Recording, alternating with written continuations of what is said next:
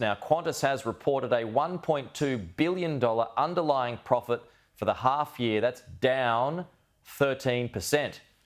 It's the first set of results for the new CEO, Vanessa Hudson, who is under pressure to restore the reputation of Australia's national carrier. Let's bring in Business Editor Ross Greenwood. He's on the ground at Qantas HQ in Mascot. Ross, good morning to you. So the Qantas results have just dropped. Is it a good result or not for the airline? Yeah, look, it's still a pretty strong result, even though, as you say, it's down 12.8%. $1.245 billion is the profit, the underlying profit that Qantas has made in this half year. Now, during that period of time, quite clearly, some of the big sort of one-off factors that they'd had previously have started to come off. But also, the airline is right now undergoing a significant renewal of its fleet, and that is coming at a significant cost. The investment that it's made is around $1.4 billion just in this half alone. Now, the reality, as you say, is about the reputation of Qantas.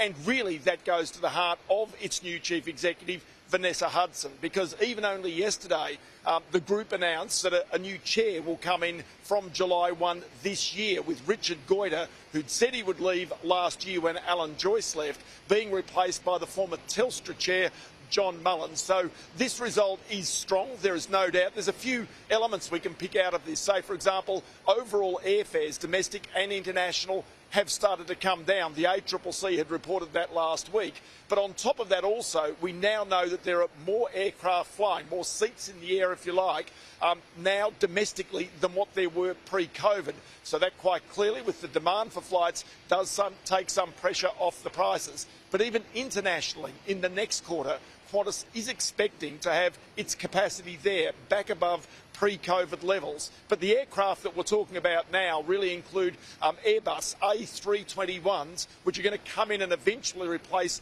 the 737s that they fly with mostly in the domestic routes. But on top of that also, the aircraft behind me, the A220, I had to have a quick look, I was going to get the wrong one out there. The A220 is again going on to some of the ones, this one going on to more of the Qantas Link routes with 120 seats in that aircraft. So as we mentioned, there were some drops that you pointed out there, Ross. Is that an evidence? I mean, presumably things are going to get better the longer this goes on and all of those purchases are made. Is there an example here of short-term pain, long-term gain kind of thing? Oh, look, that's what Qantas has to do. You don't restore your reputation, which, remember, Qantas for years and years was among Australia's top 2 or 3 most trusted brands. Yeah. Well, it fell, according to the Roy Morgan survey, down close to the bottom of the 150, 160 companies that it surveys in the past couple of half years. So, that's something that the current chief executive and the board and its staff have got to restore. Part of that also, I think, comes to the aircraft, but it comes to trust that when you get onto a Qantas flight or a Jetstar flight, you are going to be getting some sort of value for money. And so, therefore, it is about the quality of the service. It's about the reliability of that service. That's the thing that a lot of people complained about. And it's also about the fact that there is enough choice in the Australian aviation market to make you feel as though there's competition for those fares as well. So she's going to be doing a press conference in a short while. Is she going to be happy about this? Do you think she'll have a smile on her face about this?